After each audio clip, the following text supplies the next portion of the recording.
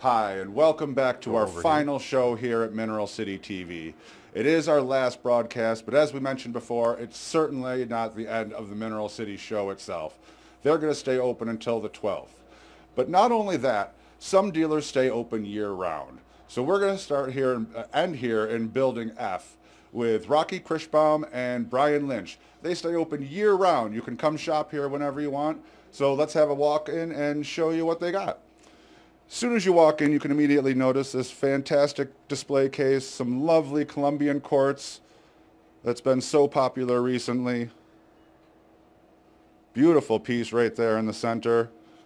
Another case over here showcasing some great minerals, including a really nice Walworth fluorite. That's right down the street from where I live. I mine those myself, so it's nice to see Walworth represented here in Tucson. And on the bottom there you see that great Vivianite that everyone's been freaking out about because it's so cool, from Amazonas, Brazil.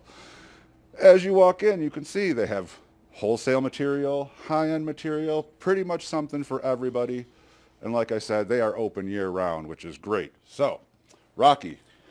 Ray, great to see you. Thanks for being on the show. Tell us a little bit about yourself and what you do here at Building F. Well, Brian Lynch and I started the Mineral Showcase 2 Novembers ago, and we've built upon starting with individual specimens and have really grown into a lot of wholesale and net by the flat and keystone deals. We specialize in a lot of south of the border minerals as well as worldwide, and it's turned into a heck of a business. I can see that. Even just the difference from last year is pretty incredible. It is a big change. We decided last November that we were going to completely tear the place apart and start over. Step it up a notch. And we definitely did. And everyone that's come through so far has liked the new layout. And no, it really looks great in here. Yeah, it's doing well. So all right, well, let's have a look at some of these cases here, see what you brought for people to see. Just give us a quick walkthrough, show us one or two things. We're trying to lay everything out by regions. Some of the regions have gotten really mixed up and moved around, but obviously I'm an absolute lover of Milpias and Ojuela, and yeah, those are beautiful pieces. Can we open this up and maybe absolutely. get a close look at one or two? This larger matrix piece in the center is really beautiful. The contrast is awesome. It's from the chiclet pocket. Okay. And the center kind of wafer crystal there is completely translucent and casts a beautiful blue light when you shine light through it. When was that pocket found, you know? That was 2011, I believe. Awesome. Cool. Yeah, beautiful pieces, such good luster. Everyone loves Milpias, arguably some of the best azurites ever found.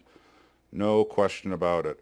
And the associated minerals were quite nice too. Of the course. dioptase and the cuprite. Yep, absolutely. World-class stuff coming out of Milpias that unfortunately, we won't be seeing any new material out of. So until we sneak in. Right? All right, well, you can sneak in. I'm not going to sneak into anything in Mexico. All right, well, what else have you got to show us here? Well, sticking with some of the Mexican material, we have... We'll do a quick span. We're going this direction. Just a quick scan just to show, you know, that there's other stuff here available. We do lease space to other dealers. Great. So this is Mother Nature's recipe that you're looking at right now out of Buffalo, New York. Right next door to me as well. Absolutely. He's got a lot of fantastic, extremely colorful stuff, and that's why we allowed him in to play with us. It's a good-looking case.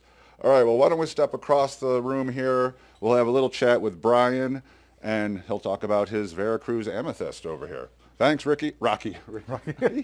Thanks, Rocky. Brian, thanks for being on the show.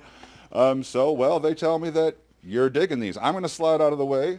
Yeah, so really this is last year's project. But last year I spent some time down in Veracruz and was working with the miners on their stuff down there, and they started digging up this interesting displays of quartz. It's a multi-generational sprouting quartz, skeletal quartz, calcites. We get this iron overcoat that's actually included in the quartz. And I wrote it up for the MinRec, and we did a bunch of work down there, and we're not currently working with them right now because they shut it down, but we have a bunch of pieces from this display. It's certainly different than what people are used to seeing when they see Veracruz material, and it's very cool. So we have a whole case of Veracruz over there that is more standard Veracruz, but all right, well, let's open this up and take a look at one or two pieces. We can show them up close to the people at home.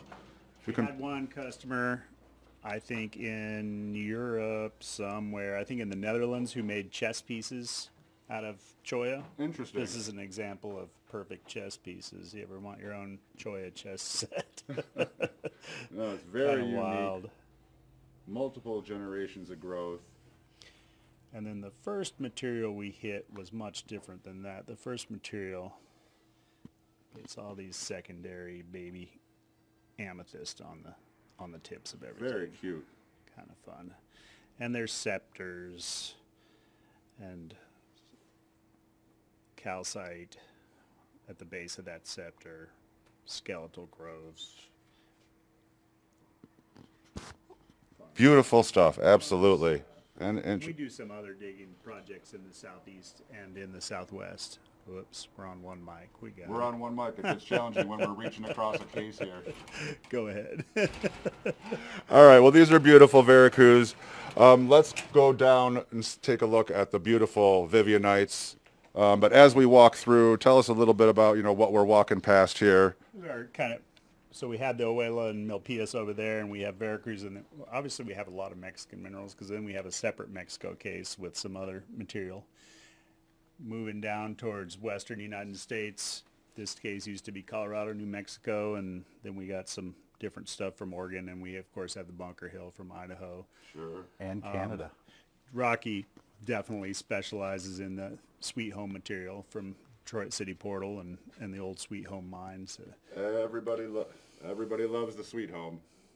Absolutely. And we get miners coming through here just recently bringing us brand new yellow apatites from Colorado, all kinds of interesting materials from the Southwest. We have new Arizona material that just came through with miners yesterday that we're cleaning up and getting out and having fun with. Very cool. All right, we'll keep moving down along here. It looks like we've got some Chinese material in this case. It's more of Rocky's specialty. Rocky, you want to tell us a little bit about what's in the case? I'm a fluorite fiend, I guess. As many are. And I was lucky enough to get a call for some material from the Yiwu gold and silver mine in China for material that was hit about 10 years ago, and it's this beautiful reddish pink octahedral, modified octahedral. Let's pull that one right out and show everyone. It's the surface of it is just fantastic.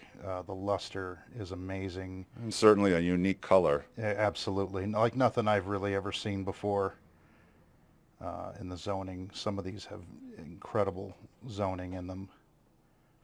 Nice luster and growth on those for sure. Yeah, and we're going to be opening up about 200 kilos of that at the show tomorrow. Well, that's exciting. So if someone is in the area and they want to see this stuff fresh out of the box, they better get down here. Yeah, well, you know where to be tomorrow morning. Building F. All right, well, one more thing we certainly want to show before we end our final broadcast here is these amazing cases of the Vivianites from Brazil. Humongous, beautiful, amazing cabinet specimens, large crystals. So what can you tell us about these? Well, these are from the Dog's Head claim in the Amazonas region, and from what I understand, I've heard several different stories about the find, but it was all located in a swamp that due to the lack of rainfall in recent years, the swamp has gone away and has exposed the material underneath, and we end up with these incredible full sprays. hydrated iron phosphate. And the great part, what really got me excited more, was these ludlamite crystals. It's basically the same makeup mineral, but it... This stuff right in here is what he's talking about. Covering the matrix underneath the Vivianite crystals.